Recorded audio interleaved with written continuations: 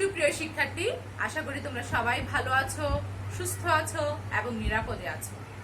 Online ক্লাসে তোমাদের সবাইকে আরো একবার স্বাগত জানাচ্ছি। আমি আইনুন নাহার, প্রভাষক, Lakers public school and college, Rangamati. সুপ্রিয় শিক্ষার্থী, আমরা ব্যবসার সংগঠন ও ব্যবস্থাপনা প্রথম পত্র নিয়ে আলোচনা করছিলাম। প্রথম পত্র থেকে আমরা নবম অধ্যায় ব্যবসায়ের সহায়ক সেবা এই অধ্যায়টি নিয়ে আলোচনা করছিলাম। এর আগের ক্লাসে আমি তোমাদের ব্যবসায়ের সহায়ক সেবা কি এবং সহায়ক সেবার প্রকারভেদ নিয়ে আলোচনা করেছি। তারই ধারাবাহিকতা হিসাবে আজ আমি তোমাদের আর্থিক সহায়ক সেবা কাকে বলে এবং আর্থিক সহায়ক সেবার প্রকারভেদগুলো নিয়ে আলোচনা করব। সুপ্রিয় শিক্ষার্থী, আমরা এর আগের ক্লাসেই বর্ণনা করেছিলাম যে একটা ব্যবসা প্রতিষ্ঠান গঠন করার জন্য অর্থ হচ্ছে প্রাণ শক্তি।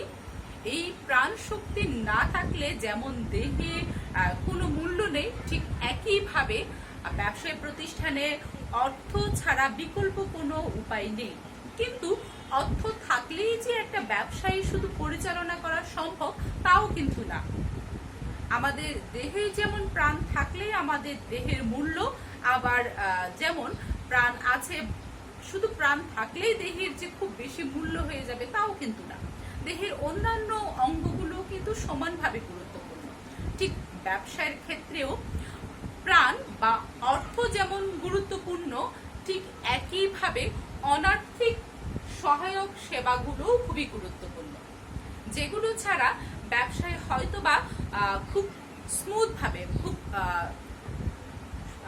মসৃণ ভাবে পরিচালনা করা সম্ভব না। সেই জন্য আমরা অনার্থিক সহায়ক সেবাগুলোকে অত্যন্ত গুরুত্বের সাথে বিবেচনা করছি এবং এটা ব্যবসা পরিচালনার ক্ষেত্রে অবশ্যই অনেক বেশি গুরুত্বপূর্ণ। দেখা যায় যে তোমাদের বোর্ড প্রশ্নগুলোতেও অনার্থিক সহায়ক সেবার যে প্রকারভেদ আছে সেখান থেকে একটা প্রশ্ন আসে। বিভিন্ন বোর্ডে বিভিন্ন সালে বিভিন্ন ভাবে এই প্রশ্নটা আসতে দেখা গিয়েছে। তো সেই ক্ষেত্রে এই প্রশ্নটাও অত্যন্ত গুরুত্বপূর্ণ। তাহলে চলো এবার আমরা মূল ক্লাসটায় চলে যাই। অনার্থিক সহায়ক সেবা। অনার্থিক সহায়ক সেবা বলতে আমরা বলছি যে একটা ব্যবসা শুরু করার জন্য মূলধন ছাড়াও অন্যান্য সহায়ক সেবাগুলোর কথা বলছি। এখন অন্যান্য সহায়ক সেবাগুলো কি? যেমন আমি যখন ব্যবসা শুরু করব, আমার একদম যদি নতুন ভাবে ব্যবসা শুরু করি, সেই ক্ষেত্রে কিন্তু আমার কোনো ধরনের কোনো অভিজ্ঞতা থাকবে না। কোথা থেকে পণ্য সংগ্রহ করতে হবে, কোথা থেকে পণ্য আমার আমদানি করতে হবে, আমি কোথায় বিক্রি করলে সবচেয়ে বেশি ক্রেতা পাবো, কোথায় গেলে আমি বাজার দর ভালো পাবো, এই সম্পর্কে কিন্তু আমার নিজস্ব কোনো ধরনের কোনো অভিজ্ঞতা যদি না থাকে, তাহলে আমি কিন্তু পণ্য বাজারজাতকরণের বেলায় অনেক প্রতিবন্ধকতার সম্মুখীন হব। এই যে প্রতিবন্ধকতাগুলো, এগুলো সরাসরি অর্থের সাথে সম্পৃক্ত না, কিন্তু এই প্রতিবন্ধকতাগুলো কিন্তু ব্যবসায় সম্প্রসারণের জন্য অত্যন্ত গুরুত্বপূর্ণ। এই প্রতিবন্ধকতাগুলো দূর করে অনার্থিক সহায়ক সেবা, যেটা অর্থের সাথে সরাসরি নয়, কিন্তু ব্যবসায়ী প্রচার ঘটানোর জন্য যেগুলো অত্যন্ত গুরুত্বপূর্ণ। আমরা বইয়ের ভাষায় বলছি যে সরাসরি আর্থিকভাবে সহায়তা না করে অনার্থিক উপায়ে ব্যবসায়ী প্রদত্ত সহায়তাকে অনার্থিক সহায়ক সেবা বলছি। অর্থাৎ কি বললাম, যে আর্থিকভাবে সহায়তা দিচ্ছি না, কিন্তু অনার্থিকভাবে আমি সহায়তা দিয়ে ব্যবসায়ীকে সহায়তা করছি, ব্যবসায়ের প্রচার প্রসারের ক্ষেত্রে সহায়তা করছি। সেই রকম সহায়ক সেবাগুলোকে আমরা বলছি অনার্থিক সহায়তা সেবা। অনার্থিক সহায়ক সেবাগুলোকে আমরা 3 ভাগে ভাগ করছি। এটা গত ক্লাসে আমি অল্প করে আলোচনা করেছিলাম। উদ্দীপনামূলক, সমর্থনমূলক এবং সংরক্ষণমূলক। উদ্দীপনামূলক সহায়ক অনার্থিক সহায়ক সেবা কোনগুলো? উদ্দীপনামূলক মানে ব্যবসায় শুরু করার পূর্বে, একদম শুরু করার পূর্বে ব্যবসায় যেই ধরনের সহায়ক সেবাগুলো প্রদান করা হয় সেটাকে আমরা বলছি উদ্দীপনামূলক অনার্থিক সহায়ক সেবা। তো সেগুলো কি কি?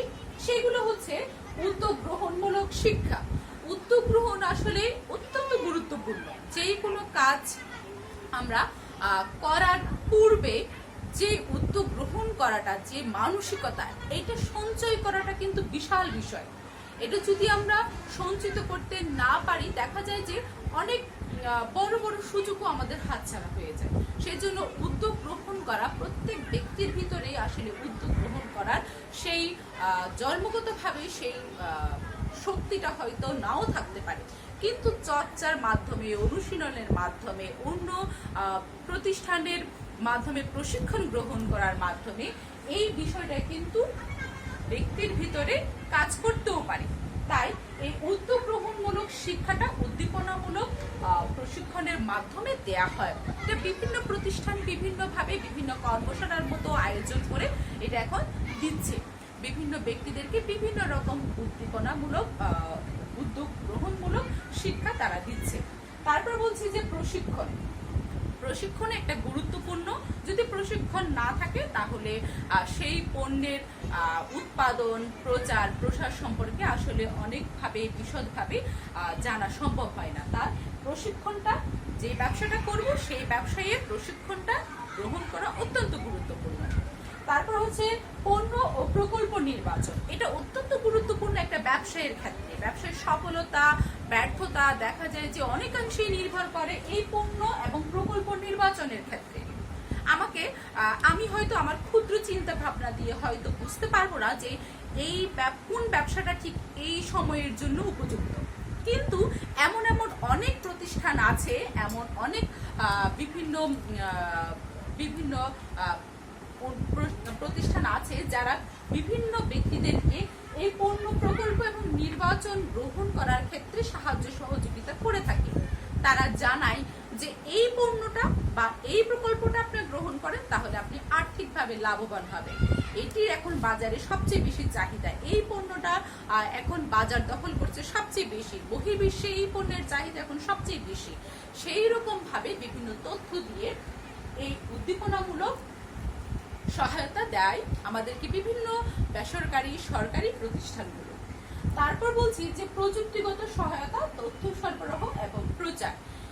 প্রযুক্তিগত সহায়তা, প্রযুক্তির মাধ্যমে তো অবশ্যই যে কোনো পণ্যের অনেক বেশি উৎপাদন এবং কম সময়ে, কম খরচে অধিক পণ্য উৎপাদন করা সম্ভব। সেই জন্য প্রযুক্তিগত সহায়তা আমরা কোথা থেকে পাবো, কিভাবে করব, এই সকল যাবতীয় তথ্যাবলী আমরা উদ্দীপনামূলক সহায়তা থেকে পাই। তথ্য সরবরাহ পাই এবং প্রচার আসলে অত্যন্ত গুরুত্বপূর্ণ। আমার একটা ব্যবসা শুরু করলাম, কিন্তু প্রচার প্রসার আমি ঘটাতে পারছি না বলে আমার ব্যবসাটা কিন্তু সফলতার মুখ নাও দেখতে পারে। কারণ আমি যেই জায়গায় আছি সেই জায়গায় হয়তো বা পণ্যের উৎপাদনের জন্য এটি খুবই গুরুত্বপূর্ণ বা সেটা ঠিক আছে, কিন্তু আমি সেই জায়গার জন্যই হয়তো বা পণ্য উৎপাদন করছি না। আমি যদি সেটা সারা দেশে বাজারজাতকরণ করতে চাই বা বহির্বিশ্বে আমি যদি এটা বিক্রি বাণিজ্য করতে চাই, তাহলে আমার কিন্তু প্রচারটা প্রয়োজন আছে। প্রচার সেই জন্য বলা হয় যে প্রচারের মাধ্যমে পণ্যের অর্ধেক বিক্রি হয়। প্রচার প্রসার ঘটানোর জন্য উদ্দীপনামূলক সহায়তা প্রদান করে বিভিন্ন রকমের বিভিন্ন সংস্থা। সেই সংস্থাগুলো বাংলাদেশ ক্ষুদ্র কুটির শিল্প, বিজিএমই, তারপর আমাদের বিভিন্ন প্রতিষ্ঠান, আমরা সরকারি বেসরকারি বিভিন্ন প্রতিষ্ঠান আছে, বিভিন্ন এনজিও আছে, আমরা সেই প্রতিষ্ঠানগুলো সম্পর্কেও বলবো। তাহলে উদ্দীপনামূলক সহায়তা হচ্ছে সেটাই যেটা ব্যবসা শুরু করার পূর্বে ব্যবসায়ীকে দেয়া হয়, ব্যবসায়ীকে সহায়তা করা হয়। আর সেই সহায়তাগুলো হচ্ছে উদ্যোগ গ্রহণমূলক শিক্ষা, প্রশিক্ষণ, পণ্য প্রকল্প নির্বাচন, প্রযুক্তিগত সহায়তা, তথ্য সরবরাহ এবং প্রচার। তাহলে উদ্দীপনামূলক সহায়তাগুলো যদি আমাদেরকে উদ্দীপকে, আমাদের প্রশ্নে বা উদ্দীপকে যদি শুধু পণ্য প্রকল্প নির্বাচন এবং প্রযুক্তিগত সহায়তার কথা বলে দেয়, তাহলে আমরা ধরে নিব বা বুঝে নিব সেটি হচ্ছে উদ্দীপনামূলক সহায়তার কথা বলছে। তাহলে উদ্দীপনামূলক সহায়তা আমরা শেষ করলাম, পারবো আমরা। এইবার আমরা যাই সমর্থনমূলক সহায়তা। সমর্থনমূলক সহায়ক সেবা। সমর্থনমূলক হচ্ছে যে ব্যবসায় আমি যখন বাস্তবে রূপদান করব, আমি যখন ব্যবসায় গ্রহণ করব, তখন যে প্রতিবন্ধকতাগুলোর সম্মুখীন আমি হব সেইগুলো দূর করে আমাকে হচ্ছে এই সমর্থনমূলক সহায়তা। সেগুলো কি কি? ব্যবসায় নিবন্ধন, অর্থাৎ আমি ব্যবসা শুরু করলাম, ব্যবসা শুরু করার পরে আমাকে কিন্তু ব্যবসায় নিবন্ধন করতে হয়। সমর্থনমূলক প্রতিষ্ঠানকারীগুলো, সমর্থনমূলক সহায়তা দানকারী প্রতিষ্ঠানগুলো আমাকে কিন্তু ব্যবসায় নিবন্ধন করার ক্ষেত্রে সাহায্য সহযোগিতা করবে। তারপর অবকাঠামোগত সুবিধা। অবকাঠামো মানে হচ্ছে যে দালান কোঠা। দেখা গেল আমি ব্যবসা শুরু করলাম, যে ক্ষুদ্র পরিসরে আমি ব্যবসাটা শুরু করলাম, এখন আমার বছর 2 বছর পরে আমার ব্যবসার আরো অনেক বেশি বড় অবকাঠামোর প্রয়োজন হয়ে যাচ্ছে। তাহলে সেই ক্ষেত্রে আমি কি করব? আমার এই অবকাঠামোগত যে প্রতিবন্ধকতা তা দূর করার জন্য আমি সাহায্য সহযোগিতা চাইতে পারি। বিভিন্ন প্রতিষ্ঠান সেই সাহায্য সহযোগিতা গুলো করে। তারা অনেক বড় বড় প্রতিষ্ঠান বা অনেক বড় বড় কারখানা, গোডাউন বা দালান কোঠা ওরা ভাড়া দিয়ে থাকে। তো সেইখান থেকে আমি ভাড়া বা কিনে আমি আমার সেই প্রতিবন্ধকতা দূর করতে পারবো। মূলধন সরবরাহ, আমদানি, যন্ত্রপাতি নির্বাচন ও সংরক্ষণে সহায়তা। মূলধন সরবরাহ, মূলধন শুরুতেই, ব্যবসার শুরুতেই যে মূলধন শুরু হওয়ার পরে যে আর মূলধন প্রয়োজন হয় না এমন কিন্তু না। ব্যবসার শুরুতে একটা বিশাল অঙ্কের মূলধন প্রয়োজন হয়, সেটা সত্য, কিন্তু ব্যবসা চলমান রাখার জন্য কিন্তু প্রতিনিয়তই মূলধনের প্রয়োজন হয়। সেই প্রথমেই যে মূলধনটা নেয়ার পরে এর পরবর্তীতেই চলমান ব্যবসায় চলমান প্রক্রিয়া রাখার জন্য যে মূলধনের প্রয়োজন হয় সেই মূলধনটা আমরা সাধারণত সমর্থনমূলক সহায়তার মাধ্যমে পেয়ে থাকি। তারা বিভিন্ন এই সমর্থনমূলক সহায়তা দানকারী প্রতিষ্ঠানগুলো বিভিন্ন প্রতিষ্ঠান থেকে, বিভিন্ন ব্যাংক থেকে আমরা বিভিন্নভাবে ঋণ পাই। ব্যাংক ঋণ পাই, বিমার মাধ্যমে, সেই বিমার মাধ্যমেও আমরা কিন্তু মূলধনের টাকাটা জোগাড় করতে পারি। তারপর দেখি আমরা আমদানি পণ্য আমদানি করার জন্য, যে আমার ব্যবসা যখন শুরু করেছি দেখা যায় যে আমি হয়তো আরো ভালো পণ্য উৎপাদন করব, সেই ক্ষেত্রে আমার আরো ভালো পণ্যের মূলধন বা পণ্যের যন্ত্রাংশ আমার কেনা প্রয়োজন হচ্ছে। তাহলে আমি কোথা থেকে সেটা সংগ্রহ করব? এই সমর্থনমূলক সহায়তা দানকারী প্রতিষ্ঠানগুলো আমাকে সেই যন্ত্রপাতি আমদানি করার ক্ষেত্রে আমাকে সাহায্য সহযোগিতা করবে। যন্ত্রপাতি নির্বাচন ও সংরক্ষণের সহায়তা, অর্থাৎ যন্ত্রপাতি আমি নির্বাচন করব, কোন ব্যবসায়ীর জন্য, কোন পণ্যের জন্য কোন ধরনের পণ্য আমার প্রয়োজন হবে, যন্ত্রপাতির প্রয়োজন হবে, সেটা আমাকে এই সমর্থনমূলক সহায়তা দানকারী প্রতিষ্ঠানগুলো জানায়। তারা আমাদেরকে বিস্তারিত বলে, তারা সেই প্রতিষ্ঠানগুলো আমাদেরকে বিভিন্নভাবে যন্ত্রপাতি সংগ্রহ, সংরক্ষণ করার বিভিন্ন তথ্য দেয় এবং সেইখান থেকে আমরা সাহায্য সহযোগিতা পেয়ে থাকি। তাহলে সমর্থনমূলক অনার্থিক সহায়ক সেবাগুলো হচ্ছে সমর্থনমূলক, যে ব্যবসা শুরু করার পরে, ব্যবসায়ের বাস্তবিক যে রূপদান আমরা করব ব্যবসায়ের, সেই রূপদান দেওয়ার ক্ষেত্রে যে অসুবিধাগুলোর সম্মুখীন হই সেইগুলো সেই প্রতিবন্ধকতাগুলো দূর করার জন্য যে সাহায্য সহযোগিতাগুলো আমাদেরকে দেওয়া হয় সেটাকে আমরা বলছি সমর্থনমূলক সহায়তা। সমর্থনমূলক সহায়তাগুলো আমাদের ব্যবসায় নিবন্ধন, অবকাঠামো, মূলধন সরবরাহ, আমদানি, যন্ত্রপাতি নির্বাচন ও সংগ্রহ, এই বিষয়গুলোর সাথে ওরা আমাদেরকে সাহায্য সহযোগিতা করে। এইবার আমরা যাব সংরক্ষণমূলক সহায়ক সেবা। সংরক্ষণমূলক সহায়ক সেবা হচ্ছে ব্যবসা শুরু করার পরে, ব্যবসায় চলমান প্রক্রিয়া আছে, তার পরবর্তী সময়েও কিন্তু আমাদের বিভিন্ন ধরনের সাহায্য সহযোগিতার প্রয়োজন হয়। আমি ব্যবসা করছি, ব্যবসা চলছে, দেখা গেল আমি হুট করে একটা আইনগত ঝামেলায় জড়িয়ে গেলাম, তাহলে সেই ঝামেলা থেকে আমাকে রক্ষা করার জন্য আমার কিন্তু সংরক্ষণমূলক সহায়তার প্রয়োজন হয়। এই সংরক্ষণমূলক সহায়তা দানকারী যেই সহায়তাগুলো আমরা পাই প্রতিষ্ঠান থেকে সংরক্ষণমূলক, সেগুলো হচ্ছে আইনগত, বাজারজাতকরণ, ঋণ পরিশোধ এবং আধুনিকায়ন। আইনগত মানে ব্যবসা পরিচালনার ক্ষেত্রে বিভিন্ন ধরনের আইনগত হয়তো ঝামেলায় আমরা পড়ে যেতে পারি, সেই ক্ষেত্রে আমাদেরকে সংরক্ষণমূলক সহায়তা দানকারী প্রতিষ্ঠানগুলো আমাদেরকে আইনগত এই ঝামেলা থেকে দূর করে। তারপর বাজারজাতকরণ একটা বিশাল বিষয়। বাজারজাতকরণ অত্যন্ত গুরুত্বপূর্ণ বিষয়।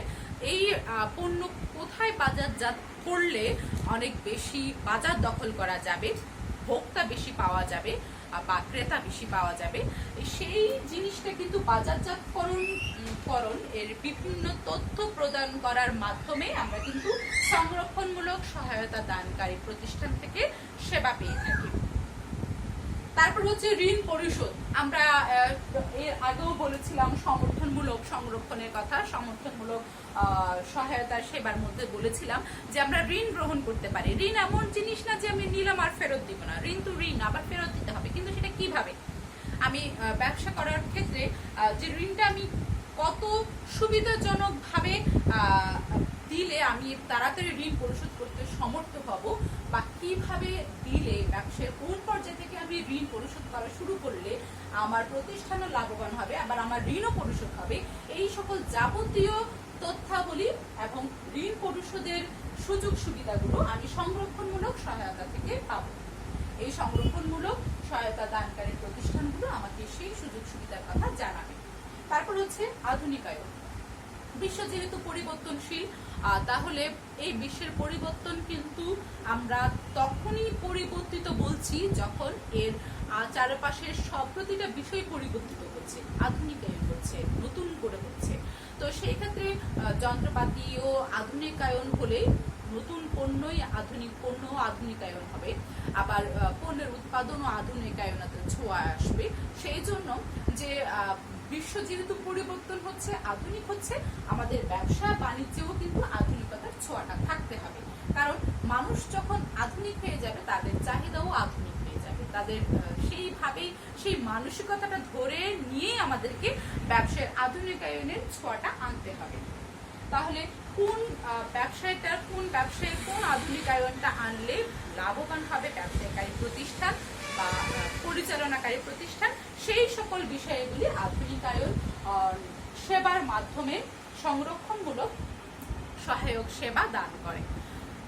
সংরক্ষণমূলক সহায়ক সেবা দানকারী প্রতিষ্ঠানসমূহ সরকারি, বেসরকারি, আধা বেসরকারি বা বিভিন্ন এনজিও সংস্থাও হতে পারে। তাহলে সংরক্ষণমূলক সহায়ক সেবাগুলো আমরা বলছি সেটা ব্যবসা পরিচালনা, ব্যবসায় চলমান প্রক্রিয়া আছে, চলমান প্রক্রিয়া থাকা অবস্থায় যখন যেই সেবাগুলোর প্রয়োজন হয় সেই সেবাগুলো কি কি, সেগুলো হচ্ছে আইনগত, বাজারজাতকরণ, ঋণ পরিশোধ এবং আধুনিকায়ন। সুপ্রিয় শিক্ষার্থী, আমরা অনার্থিক সহায়ক সেবা কাকে বলে এবং অনার্থিক সহায়ক সেবার প্রকারভেদগুলো নিয়ে বিস্তারিত আলোচনা করেছি। এই টপিকসটা নিয়ে যদি তোমাদের কোনো টপিকসের কোনো বিষয় যদি তোমরা বুঝতে না পারো, তাহলে সেটা আমাকে কমেন্ট বক্সে জানাবে। আমি নোট ডাউন করে তোমাদের সকল সমস্যাগুলো নিয়ে একটা ক্লাস করে সেগুলো বুঝিয়ে দেওয়ার চেষ্টা করব। সুপ্রিয় শিক্ষার্থী, সবাই ভালো থাকবে, সুস্থ থাকবে। পরবর্তী ক্লাস দেখার আমন্ত্রণ জানিয়ে আজকের মতো শেষ করছি।